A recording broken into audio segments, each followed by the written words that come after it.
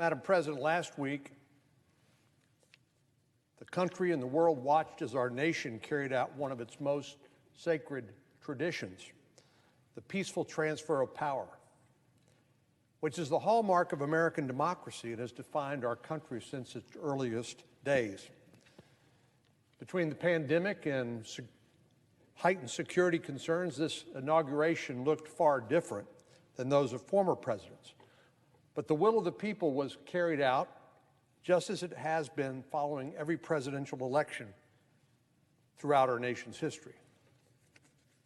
President Biden, in his inaugural address, stressed the importance of unifying our country.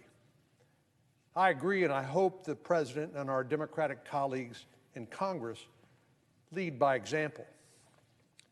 Our first order of business has been to fill critical positions throughout the federal government, and the Senate's already confirmed both the Director of National Intelligence and the Secretary of Defense, both of whom I supported. This afternoon, we'll vote on the confirmation of Janet Yellen to be Treasury Secretary, who I intend to vote for as well. And there's a slate of other important positions that need to be filled in the coming days and weeks. I should note that voting to confirm a nominee under the words of the Constitution, providing advice and consent, is not a rubber stamp of the administration's policies. I know there'll be important issues that we will disagree on. But if elections mean anything, they mean that the prevailing party should not be kneecapped, as unfortunately our Democratic colleagues did in the previous administration when they tried to install a new cabinet and agency heads. But rather, I believe the tradition has been to accommodate one another when we can, so the administration can carry on and carry out their duties. This morning, I had a very good conversation with Judge Merrick Garland, who President Biden has nominated for Attorney General. Judge Garland's extensive legal experience makes him well-suited to lead the Department of Justice, and I appreciated his commitment to keep politics out of the Justice Department. That is my number one criterion for who should be the next head of the Department of Justice as Attorney General. And I think both sides should support a depoliticized Justice Department, and that's what I hope Judge Garland, once confirmed, will deliver. I look forward to talking to him more during the confirmation process, but unless I hear something new, I expect to support his nomination before the full Senate. It's in the best interest of the country to have qualified, Senate-confirmed individuals leading our federal departments and agencies. As we look beyond the confirmation process, there are many opportunities for Republicans and Democrats to work together in those places where we agree. And I know additional coronavirus relief, as it's needed, is high on President Biden's list. Approximately 1 million Americans are being vaccinated every day, and while the light at the end of the tunnel is getting bigger and brighter, we're still not in the clear. Congress has provided trillions of dollars in relief to strengthen our fight on both the health care and economic fronts, but we need to remain vigilant in the final critical phase of this battle. I don't support President Biden's pandemic relief proposal in its current form, but I do believe it's a starting point for bipartisan negotiations. I'll gladly support a reasonable, targeted bill as we determine precisely as we can where the needs truly are. We all agree we need to bolster vaccine manufacturing and distribution, that some Americans need additional financial support, and that Main Street businesses and their workforce are still struggling to survive this economic recession. I hope the administration will be willing to work with Congress to reach an agreement that receives broad bipartisan support, as each of the previous bills that we have passed has. During my time in the Senate, I've worked with folks across the aisle on our shared priorities, and I have no plans of changing that practice now. But make no mistake, I'll push back forcefully, respectfully, when the President and I disagree. One of the things I have learned, though, is that there is a difference between what some elected officials say and what they actually do.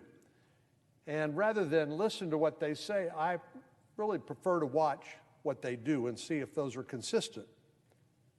Only hours after being sworn in and speaking of unifying the country, President Biden unilaterally canceled the permit for the Keystone XL pipeline. And that same day, the administration halted all new energy leasing and permitting on public lands and waters. Well, with these unfortunate actions, President Biden is killing thousands of well-paying U.S. jobs and kicking the U.S. energy industry while it's still struggling with the pandemic. I had hoped, I still hope, to work with President Biden on an all-of-the-above energy strategy that prioritizes our fossil fuels. We have 280 million cars on the road. People are going to still need gasoline for the foreseeable future, but also renewables and innovative technologies that help us harness our most prevalent and reliable energy sources. And one of the things that I think is exciting about some of the research that's being done is on carbon capture technology, which ought to be, again, something that we can all agree on as we transition to the next forms of energy. As we begin a new Congress and welcome a new president, I'm once again reminded of the words that were quoted from Ruth Bader Ginsburg, recently deceased, Justice of the United States Supreme Court. She didn't originate it, but she did make it popular when she said, "You can disagree without being disagreeable." Of course, democracy itself expects a competition of ideas, but not necessarily the mudslinging and name-calling that have become all too common. I hope we can return to the respectful battles in the days and months ahead and know that there's no better battleground for that to happen in than the Senate, where sometimes we live up to the billing as the world's greatest deliberative body. Madam President, the primary feature that separates the Senate from the House or any other legislative body is free and full debate. That's why it takes 60 votes to cut off debate, so you can then have a vote and pass a piece of legislation with 51 votes. It forces us to do what we ought to do anyway, which is to have fulsome debate, allow minority views to be presented, and then, once the debate is concluded, then to have a vote on the underlying bill. But fundamentally, the founders saw the Senate as a place that protected minority rights. And I've been here long enough to be in the majority and in the minority, and we know what goes around comes around in the United States Senate. It's as sure as day follows night. And that's why we're called a deliberative body. In the House, you have 435 members, and in order to pass a bill, all you need is a majority. Got the votes? Jam it through. But there has to be some place, somewhere, in a nation of 330 million souls where competing ideas can be seriously debated. And that's why our founders created the United States Senate. George Washington was famously said to have told Thomas Jefferson that the Senate was meant to be a saucer to cool House legislation, like a saucer was used to cool hot tea. Well, if partisan bills are the hot tea, then the Senate cloture requirements are the saucer. Rather than a simple majority, here in the Senate, you have to get 60 out of 100 senators to support a bill in order for it to advance.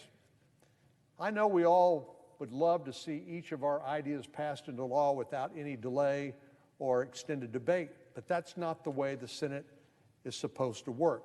It forces us to do what we ought to want to do anyway, which is to do the hard work of bipartisan negotiation and compromise. Come up with an 80-20 solution that can leave the 20% you don't agree on for another day and another battle, but to pass into law and make progress on behalf of the American people with the 80% we can't agree on. Well, neither party has had a filibuster-proof majority since the late 70s. And as a result, senators from red states and blue states have had to work together, as they should, to reach agreements on nearly every piece of legislation that has moved through this chamber in the last 4 decades. The only real exception is the budget reconciliation process, which by the rules can be done with 51 votes. But otherwise, in the main, 60 votes, a bipartisan majority is required in order to move legislation. When bills require bipartisan support in order to pass, they're more durable. The fact is, if you pass a partisan piece of legislation, the next time the majority flips, they can undo it. Well, I think it's useful in terms of our comedy, in terms of our relationships, in terms of our ability to get things done for the American people to try to figure out how to do things on a bipartisan basis. And while I know bipartisanship isn't necessarily popular with the political bases of either party, it's critical to our democracy. Unfortunately, some of our colleagues on the other side have expressed an interest in using their newly gained powers in the majority to blow up the filibuster and to shatter that important cooling saucer. Make no mistake, that would do irreparable harm to this institution and inflict serious damage on our democracy. Without the 60-vote cloture requirement, both chambers would be majority rule institutions with a steady flow of partisan legislation moving through Congress. If the same party controls both chambers and the White House, that party could pass strictly partisan legislation that would quickly be signed into law without a single vote from the opposing party. Does that feel good? Well, if you're on the winning side, yeah. Is it good for the country? No, it is not. It's efficient, but it's not effective. It's not lasting. It's not durable. It doesn't provide the sort of stability and ability to plan that the current structure provides. Well, all the reasons I've given for not doing away with the Senate cloture requirement is the reason no majority has ever tried to blow it up before. During the past 4 administrations, the Trump, Obama, Bush, and Clinton administration, there was a period of time when the president's party controlled both chambers of Congress. If you go further back in history, you'll find dozens of examples. But no Senate, until now, has ever been so short-sighted to get rid of the cloture requirement in the filibuster when it comes to legislation. If Democrats carried out their threat to do that today, they'd clear the path to pass a radical agenda that would fundamentally reshape our country without a single Republican vote. As a reminder, we have a 50-50 Senate, and in the House there are 221 Democrats and 211 Republicans. In all of Congress, there are 10 more Democrats than Republicans out of 535 members of Congress. That's far from a progressive or a radical mandate. As I said, elections happen, majorities change, presidents come and go, as do United States senators. In 2 years, Republicans could win the majority in either or both chambers. In 4, a Republican could win the White House as well. If we were to do away with this restraint on snap decisions and partisan legislation, what would the succeeding Republican administration likely do? It would simply undo everything that had been done on a partisan basis. Well, would our Democratic colleagues support a rule change to blow up the filibuster when Republicans control both houses and the White House? Would they believe the Senate minority should be silenced, as they believe now? As I say, what goes around comes around, and the shoe is always on the other foot eventually. The good news is we don't have to wonder what the answer would be because we already know it. In 2017, the Republican-led Senate, House, and White House, when we held both houses and the White House, there was fear by some folks across the aisle, actually both sides of the aisle, that the filibuster would be eliminated in order to clear the path for a Republican agenda.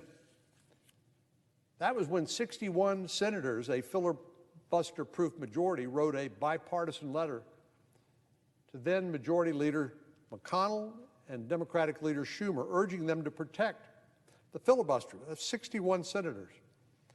Among the co-signers were 27 current Democratic senators. One of the signatures on this bipartisan letter is that of our newly sworn-in Vice President, Kamala Harris. I can promise you that Leader McConnell has no interest in eliminating the filibuster when he was majority leader or now as minority leader, because he knew the institutional damage that this would cause and the damage to our democracy. Unfortunately, Leader Schumer refuses to acknowledge that most basic fact. The two-party leaders are now in the process of negotiating an organizing resolution on how this new reality of a 50-50 Senate will operate. Fortunately, there's a modern precedent for how this has been done, and the two leaders have shared an interest in emulating the 2001 agreement negotiated by Tom Daschle and Trent Lott. But because of the newfound obsession of some on the left with uprooting the cornerstone of the Senate, Leader McConnell has asked for assurances from Leader Schumer that the filibuster and the cloture requirement will remain intact. After all, it's not unreasonable to ask your negotiating partner to commit to not breaking the rules, which is all Senator McConnell is asking for. Senator Schumer has derided that request, calling it extraneous and saying it falls outside the bounds of the 2001 organizing resolution. But I'd like to remind our colleagues that in 2001, the majority party was not threatening to blow up the Senate rules to advance a partisan agenda. That's why it wasn't the subject explicitly of that negotiating organizing resolution. There's no need to ask for assurances on the protection of the filibuster because it wasn't even a question to be answered. Our Democratic colleagues have relied on the filibuster while Republicans have held the majority. I can think of time after time after time we've tried to pass more COVID-19 relief bills that our Democratic colleagues felt was inadequate. And time after time after time, they used the filibuster to prevent passage of that bill, which was their right. I think a mistake, a decision I disagree with, but within their rights under the Senate rules. Republicans have also relied on the filibuster while Democrats have held the majority.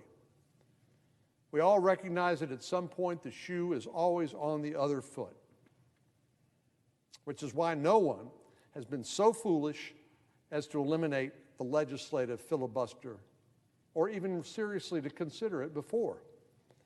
I hope our colleagues on the other side will avoid making this tragic mistake in order to pursue short-sighted political goals. And in an encouraging sign on Friday, the White House indicated that President Biden does not support getting rid of the legislative filibuster either.